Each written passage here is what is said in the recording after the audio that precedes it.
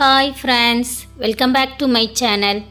இன்றைக்கி நம்ம சேனலில் ரொம்ப அருமையாக மணக்கிற மாதிரி மண் சட்டியில் கிராமத்து முறையில் கோழி குழம்பு எப்படி செய்யலான்னு தான் பார்க்க போகிறோம். டேஸ்ட்டு ரொம்ப டிஃப்ரெண்ட்டாக இருக்கும். ரொம்ப அதிக மசாலாஸ் எதுவும் சேர்க்காம பாரம்பரியமான இந்த கோழி குழம்பு எப்படி செய்யலான்னு பார்க்குறதுக்கு முன்னாடி இப்போ தான் என்னோடய சேனல் முதல் முறையாக பார்க்குறீங்கன்னா சப்ஸ்கிரைப் பண்ண மறந்துடாதீங்க. கூடவே பெல் சிம்பலையும் ப்ரெஸ் பண்ணிக்கோங்க. இப்போ வாங்க ரெசிபிக்குள்ளே போயிடலாம். இதுக்காக நான் 1 கிலோ கோழி எடுத்திருக்கேன். இதை உப்பு மஞ்சத்தூள் போட்டு கழுவி எடுத்து வச்சுருக்கேன். அடுத்ததாக 1 கப்பு சின்ன வெங்காயம் எடுத்துக்கிறேன். இதுக்கு சின்ன வெங்காயம் தான் சேர்க்கணும், அப்போ தான் டேஸ்ட்டு நல்லாயிருக்கும்.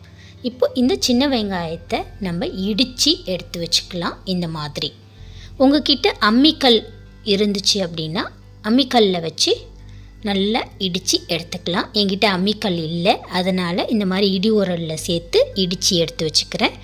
வெங்காயத்தை இந்த மாதிரி இடித்து தான் சேர்க்கணும், அதுதான் இந்த குழம்போட டேஸ்ட்டே இருக்குது. உங்ககிட்ட இந்த மாதிரி இடி உரல் இல்லைன்னா மிக்ஸி ஜாரில் லைட்டாக ஒரு பல்ஸ் மோடில் போட்டு எடுத்து வச்சுக்கோங்க இந்த மாதிரி. இப்போ இது ஒரு பக்கம் இருக்கட்டும். அடுத்ததாக ஒரு மிக்ஸி ஜார் எடுத்துக்கிறேன். இதில் ஒரு 15 முந்திரி பருப்பு சேர்த்துக்கிறேன். கூடவே ஒரு 10 பூண்டு பல்லும் சேர்த்துக்கிறேன். அப்புறம் ஒரு பீஸ் இஞ்சி சேர்த்துக்கலாம். 1 டீஸ்பூன் அளவுக்கு சோம்பும் சேர்த்துக்கிறேன். இவ்வளோதான். இதில் நான் வேறு எந்த கரம்ஸும் மசாலாஸ் எதுவுமே சேர்க்கலை. இப்போ உங்களுக்கு தேவைப்பட்டால் இது கூட கசகசா பட்டை கிராம்பு கூட நீங்கள் சேர்த்துக்கலாம். நான் எதுவும் சேர்க்கலை, இது ராவாக நான் ப்ரிப்பேர் பண்ணுறேன். இப்போ இந்த அரைச்சது ஒரு பக்கம் இருக்கட்டும். அடுத்ததாக நம்ம ப்ரிப்பேர் பண்ணுறதுக்கு மண் சட்டியை எடுத்துக்கலாம். இந்த மாதிரி மண் சட்டி எடுத்துகிட்டு அதில் நம்ம வாஷ் பண்ணி எடுத்து வச்சுருந்த கோழியை சேர்த்துக்கிறேன். இப்போ இதில் நம்ம இடித்து எடுத்து வச்சுருந்த சின்ன வெங்காயத்தையும் சேர்த்துக்கலாம். இது கூடவே குழம்பு மிளகாய்த்தூள் ஒரு 5 டீஸ்பூன் போல் சேர்க்குறேன். உங்களுக்கு காரத்துக்கு தகுந்த மாதிரி அட்ஜஸ்ட் பண்ணிக்கோங்க. கூடவே கொஞ்சம் மஞ்சத்தூளும் சேர்த்துக்கோங்க. நான் ஆல்ரெடி கறி கழுவிட்டு அதில் சேர்த்து தான் வச்சுருக்கேன். கூடவே தேவைக்கு ஏற்ப உப்பும் சேர்த்துக்கிறேன். சேர்த்துட்டு இதை நல்லா பிசைஞ்சு விட்டுக்கோங்க. கரண்டியை வச்சு கிண்டி விடுறது அதெல்லாம் வேண்டாம், கை வச்சு பிசைஞ்சு விடுங்க. அப்போ தான் இதோட டேஸ்ட்டே வரும், நல்லாயிருக்கும்.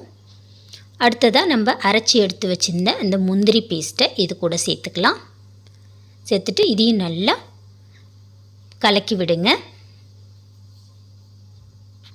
இந்த மாதிரி நல்லா அந்த மசாலா எல்லாம் கோழியில் பிசைஞ்சு வர்ற அளவுக்கு பரட்டி விட்டுருக்கலாம்.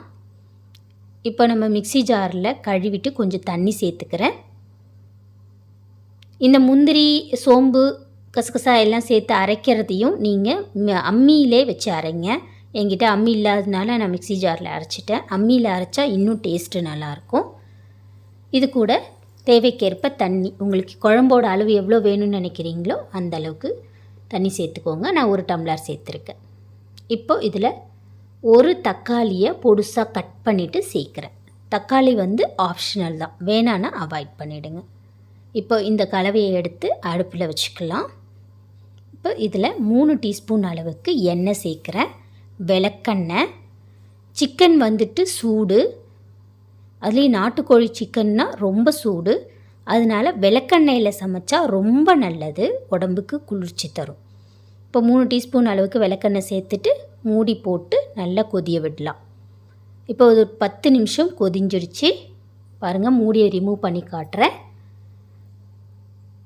நம்ம சேர்த்து இந்த தண்ணி மசாலா எல்லாம் கொதிக்க ஆரம்பிச்சிச்சு.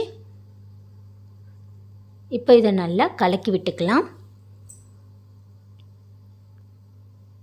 இந்த மாதிரி கலக்கி விட்டுட்டு இதுக்கப்புறம் மூடி போட தேவையில்லை. 10 நிமிஷம் ஆல்ரெடி நம்ம மூடி போட்டு கொதிய வச்சிட்டோம். இதுக்கப்புறம் கலக்கி விட்டுட்டு அப்படியே மூடியை ரிமூவ் பண்ணிவிட்டு அப்படியே திறந்த மீனிக்கு கொதிக்க விடுங்க. இன்னும் ஒரு 10லேருந்து 15 நிமிஷம் அளவுக்கு கொதியட்டும். இது ரொம்ப ராவாக இருக்கும்.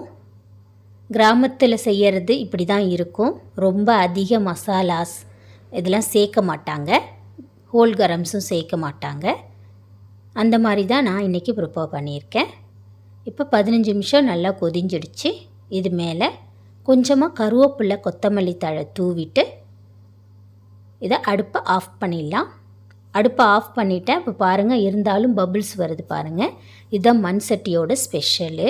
மண் சட்டியில் அந்த சூடு இருந்துக்கிட்டே இருக்கும். மினிமம் ஒரு 10 மினிட்ஸ்க்காவது அந்த சூடு அப்படியே இருக்கும் சட்டியில். அதனால் இந்த ஸ்டேஜில் ஆஃப் பண்ணிட்டாலே அதுக்கப்புறம் குழம்பு கொஞ்சம் திக்னஸ் கொடுத்துரும், சரியாக இருக்கும். இப்போ இதை இறக்கி அப்படியே வச்சுட்டேன். கொஞ்சமாக ஆற விட்டாச்சு. ஒரு 10 நிமிஷம் கழித்து எடுத்து சர்வ் பண்ணலாம். சூப்பரான கிராமத்து சுவையில் ஒரு கோழி குழம்பு, செம்ம டேஸ்டியாக இருக்குது. வாசனையே ரொம்ப அருமையாக இருக்குது. இதை கண்டிப்பாக நீங்களும் உங்கள் வீட்டில் ட்ரை பண்ணி பாருங்கள். எப்படி இருந்துச்சுன்னு சொல்லி மறக்காமல் கமெண்ட் பாக்ஸில் கமெண்ட் பண்ணுங்கள். கூடவே என்னோடய சேனலை லைக் பண்ணி ஷேர் பண்ணி சப்ஸ்கிரைப் பண்ணிக்கோங்க.